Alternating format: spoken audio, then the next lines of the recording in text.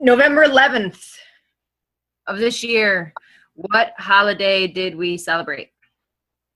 What U.S. holiday did we celebrate? All right, considering like 8 of y'all fuckers are servicemen.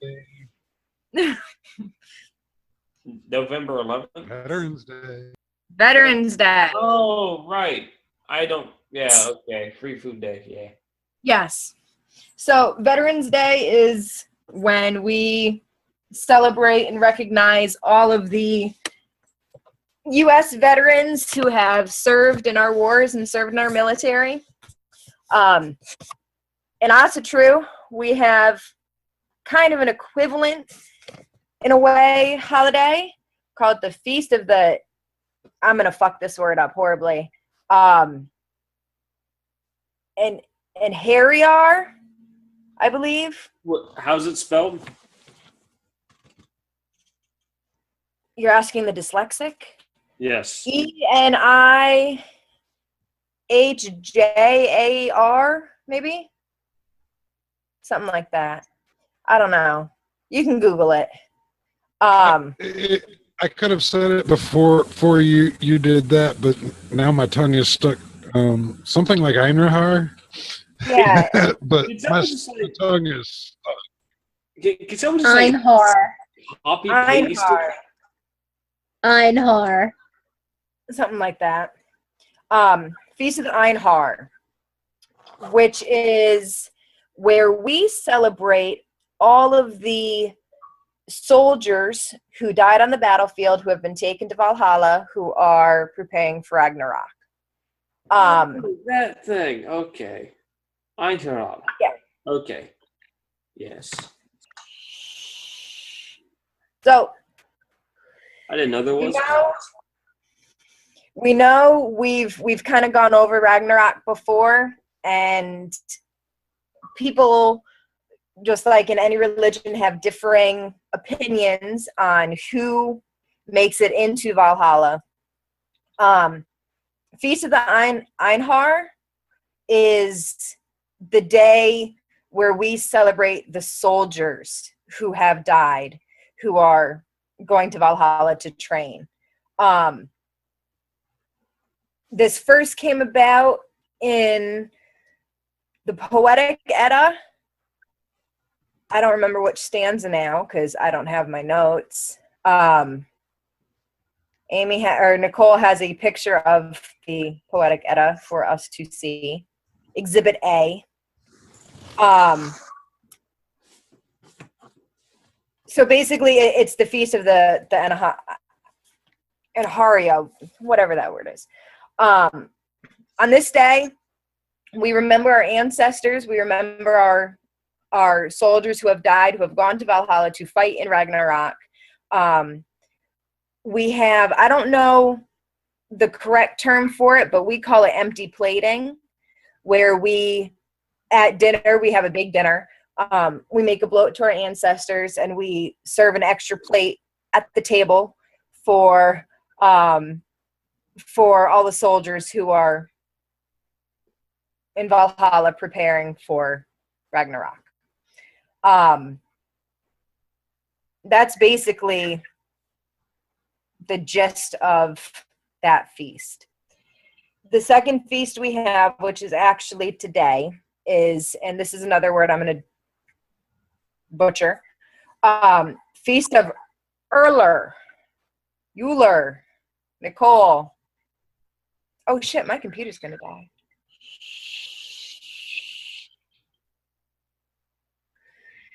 Come on, I'm dyslexic. I need someone to help me pronounce.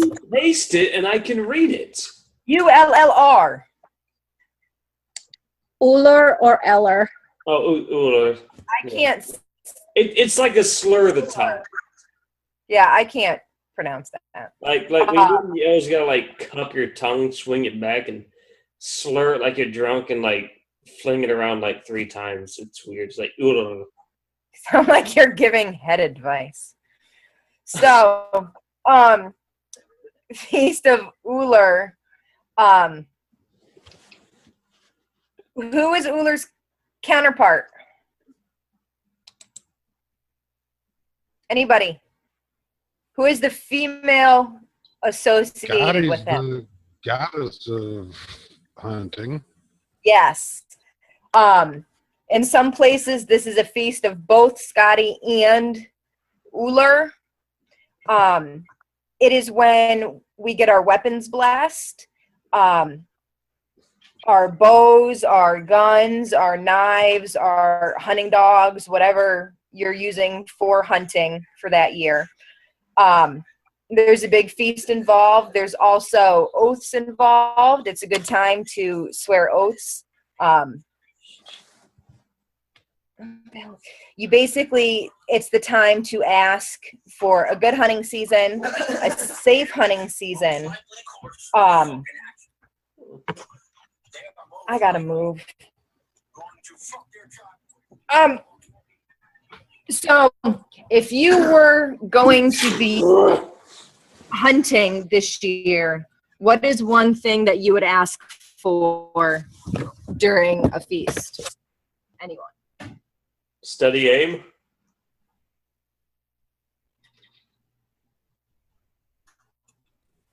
Plentiful game. Steady aim and big game. I was gonna say actually seeing the game of what you're trying to hunt for. Yeah, instead of sitting in a deer stand waiting. Yep, done that plenty of times. I want a good. Well, what's the term? Hunt, harvest. A good hunt kill thing. I want a big animal, but I don't want to lose any arrows. Miss bullets. Because money. Yeah, losing arrows a bitch. Especially when it gets in to like a tree and you try to pull it out and you break it. Oh, for the archery competitions I'm wanting to get into, I'm going to have to learn to make my own. Amy brought up a good point to remain respectful of my kill. This has nothing to do with Asatru, but one thing I started doing a couple years ago was saying a prayer over my kill. Because a lot of the time, which is not common knowledge to people who don't hunt, a lot of the time when you track your kill and you track the blood spatter, they're not always fully dead yet. And that's when you kind of got to grow some balls and take care of it yourself. And that's one thing that a lot of people have an issue with. And one thing that became part of my, I wouldn't say hunting ritual, but something that became part of my activities while I hunted was basically, if I had to finish putting him down, was thanking him to his face, letting him know that he wasn't dying in vain. Basically, he was feeding my family. All parts would be used. That's something that I personally incorporated. That is a heathen ritual. Not when you're using the prayer from Avatar. It's not. Oh, no, not like that. But it is a very common practice in heathenism to kill an animal right before you end its life. No, there was just, after I saw Avatar, there was something about the prayer that he said that stuck with me. And that's the one that I've been, don't laugh at me. And that's my favorite movie. Shut up, Nicole. So, yeah, if they had brown skin and feathers, it would have been the Sioux tribe the way it was set up. mm-hmm. Exactly. Yeah, it's a very good movie. Another name is the Feast of the Hunters, and a lot of people associate it with the Feast of the Wild Hunt, when in fact it's not. It's okay, Amy, we're adding Avatar to family movie night. Gonna be a I lot. still gotta watch that movie with Jacob. Huh? I still gotta watch that one movie with Jacob. The One he was talking about. 13 warrior ones or whatever. Yeah. Oh, we already did that one. I know. I told him I'd watch that one with him because he really wanted me to see it, and I was doing something that night. I didn't get to, and I feel bad. He's a good guy. Me, Trevor, and Jacob watched it. It was fun. I enjoyed it. That's fun. What'd you think? Who were your favorite characters? I actually got really confused right in the beginning when they kept saying that the 13th warrior had to be an unknown Arab or someone not known to the Northmen. An unknown northern man. An unknown northern man. But I figured, I guess I misunderstood the beginning of the movie because I thought that Antonio Banderas' character was just walking, traveling through, and all of a sudden he's like, well, shit, now I got to fight for them? Why didn't you just say no?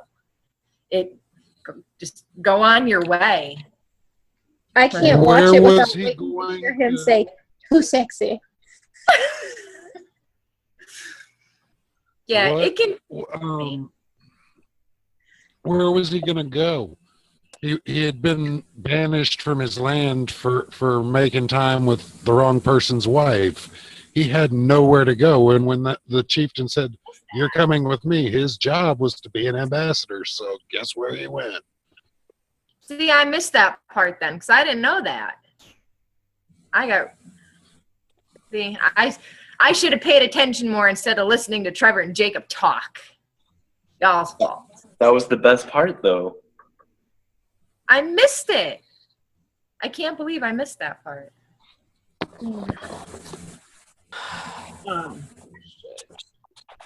Yeah, so that's why he didn't say no. Yeah. So yeah, that's basically the two feasts that we were going to talk about. I had something else to bring up, and I don't remember now. It's all right. If it's important, you'll remember it later. I will. Did it have anything to do with cotton candy? No. Lollipops? Had You're to gonna do get that stuck in my head. Oh, Positions. that was very close.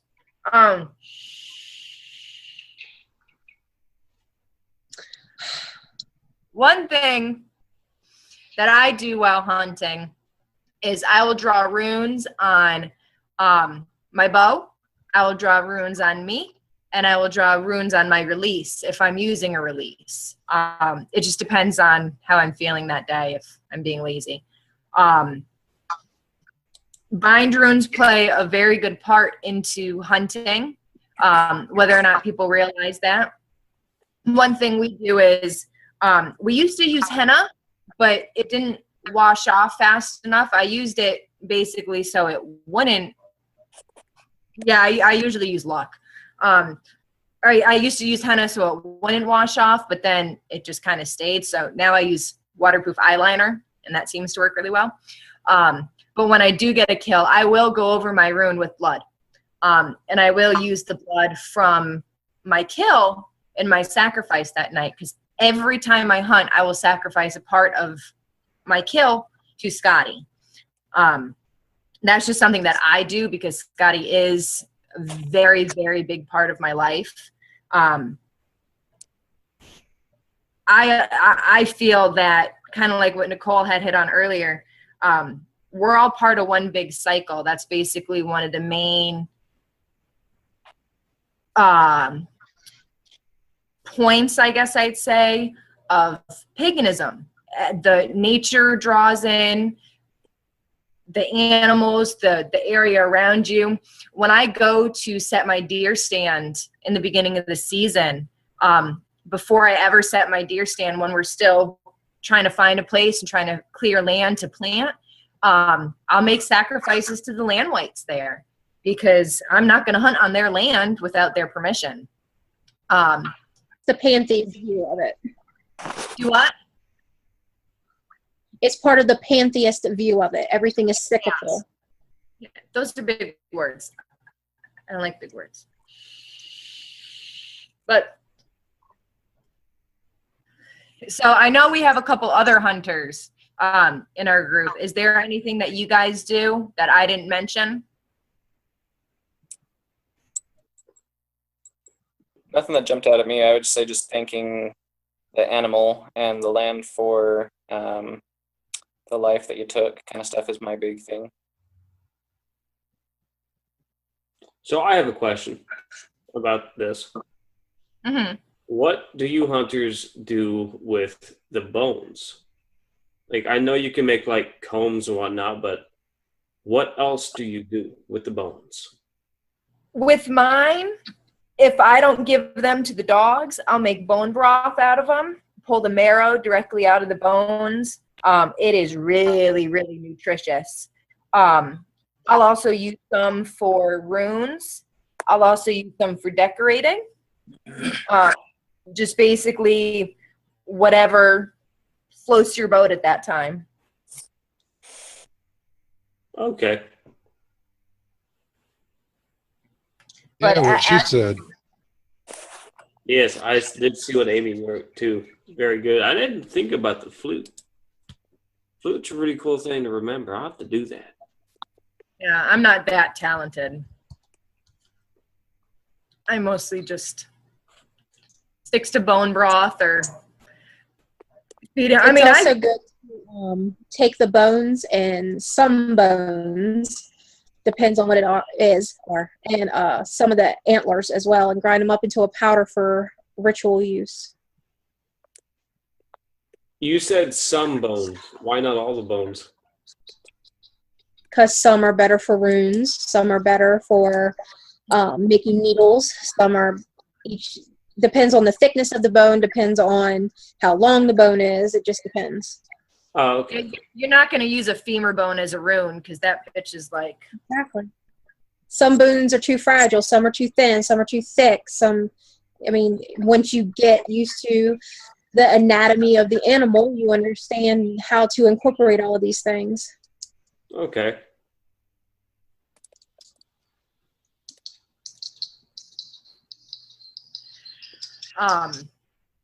Eric, one thing I do, sorry, Christina, when you're bleeding the animal, I always save the blood for obvious reasons. Yep. Yeah. Insert vampire joke here. I'm too tired for this. Eric, is there anything you do? I don't hunt very often. Mostly when I do, it's just I bring my pistol with me when I'm on the property. Mm-hmm. But when I get something, y'all pretty much covered everything I do with the animal after it's done. So I don't know, like my hunting, I haven't done like bigger game hunting in a long time. Most of my hunting consists of like fishing and going pheasant hunting. So I haven't done anything big. So for birds and fish, I think it's a lot simpler than like a deer or an elk or something. For pheasant, I don't hunt pheasant in Texas, but when we did in Connecticut, I'd save feathers. I'd put those on my altar and use them while smudging. They worked. Red, is there anything you do for the snakes that you get? Yeah, I was just about to type that out. Talking saves me typing. But I go through, I try to catch them as humane as possible. I make the kill as quick as possible. I go ahead and I just use a machete, a knife, axe, chop the head clean off. Don't mess with the head because it can still bite you and kill you. And then after the head's removed from the body, I go ahead and I just skin it. We save everything for it. We save the meat. The venom is used to make anti-venom. The heads, you could either freeze dry them or jar them. The skins, tan them out. You've seen everything made with rattlesnake skin, so that's kind of common. The meat is even fried. Oriental people from Asian cultures, they will actually come over and buy the gallbladders. They use the gallbladder for two things. They say it makes good eye medicine and make you rock hard like rhino. Nice. So, but yeah, we do. We use about as much of everything as we can, except for just the regular gut that we let go because there's no purpose for that. I like how Amy was already typing that make you hard part before Red even said the rhino. There you go. Apparently that's a well-known thing. There you go. We learned that from Red. There's Viagra running through those fields. That's what it is. Nice. Fried rattlesnake is tasty. Fried, baked, stewed, put on the grill. It's meat. Treat it like meat. Personally, I don't like it fried. Now, if I go over and flesh it and put it into a stew, I love it. Honestly, I want some of the poison to keep in a bottle. Yeah, to get rattlesnake poison is a rough deal, but here's the only problem. Rattlesnake poison, it's venom, not poison. So therefore, you can ingest it, and it won't do anything to you. You inject it into your skin, and then that's how it does. But after 2 hours of it leaving the body, it's neutralized. It's no good. I can still use it, though, for ritual purposes. Well, yeah. I mean, you could definitely still use it. Next time I catch a live rattlesnake, which now is not the season, but next time I get the opportunity and I go snake hunting and everything, if you like, I'll be happy to milk it and send it to you personally. Please. Yes, very much. Why isn't it good anymore after 2 hours? Does it oxidize? Yeah, once it leaves the body, it just starts breaking down. It no longer carries the potency that it has because what it is, it's a hemotoxin. It attacks your blood cells. It attacks your heart. And it goes through and it starts breaking down all the blood. And that's right there is what kills the tissue. Not only that, but the bite from a rattlesnake is also what it uses to help digest its food. Without giving the proper amount of venom to its prey, it will not be able to properly digest it, and it will rot within the snake's gut, killing the snake. That makes sense. Jen says if she's up to it and you're willing, she wants to come up there and go rattlesnake hunting with you. I ain't got a problem. Hell, I'm pretty sure we'd go rattlesnake hunting on your property. We've only seen one, and it was small. Most of what we get here is copperheads. Yeah, now see, copperheads are a lot different than rattlesnakes. Copperheads will actually come after you and attack you. A rattlesnake, if you just stand still, it will see that you're no longer a threat or pose a threat to it, and it will leave. I had 2 black racers outside my house one day. That's when I discovered that they will chase you.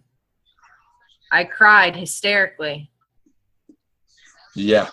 The one that we have down here that's rather a nasty little creature. It's a non-poisonous snake, but still it will hurt you. It's called a coachwhip. Real long silver creature.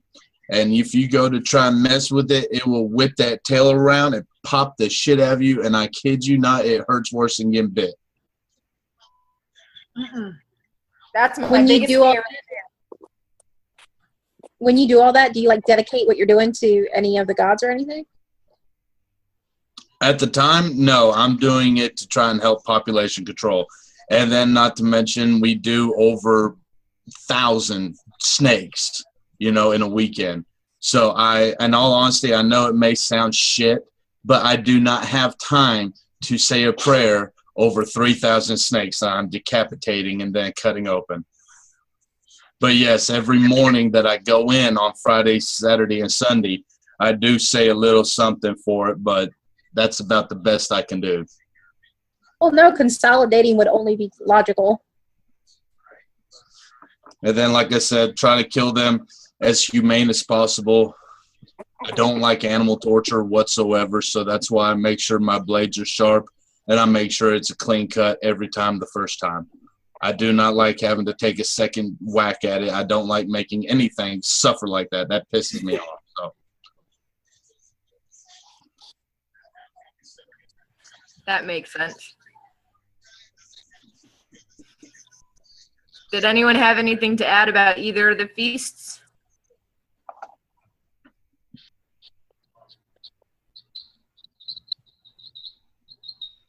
Yes. Well, these feasts are, if I'm not mistaken, these are talked about in like basic Asatru literature and stuff, right? Like this is pretty common. Like people should know this, right? Definitely.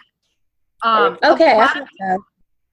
a lot of people don't celebrate them though, because they're what would be considered like minor feasts. We do just because it helps us stay connected. I don't like just having the 6 major holidays. We do more than that. If you read it, you should have at least a vague understanding. Yeah. Yeah, like Amy said, it should be a pretty, common, once you hear it, you should have a pretty good conception of what we're talking about. What it is, who it is, why it is. Yeah, Okay, but I thought so. those are the 2 that are this month. So now is a good time to go over it, because even though we have what I like to call seasoned heathens, they've been seasoned like a cast iron pot. We have some who are relatively new, who are just now learning everything. This is what we used to do in South Central before everything went to shit. So I'm carrying everything over. All right. If no one had anything else, I'm going to go ahead and kick Jordan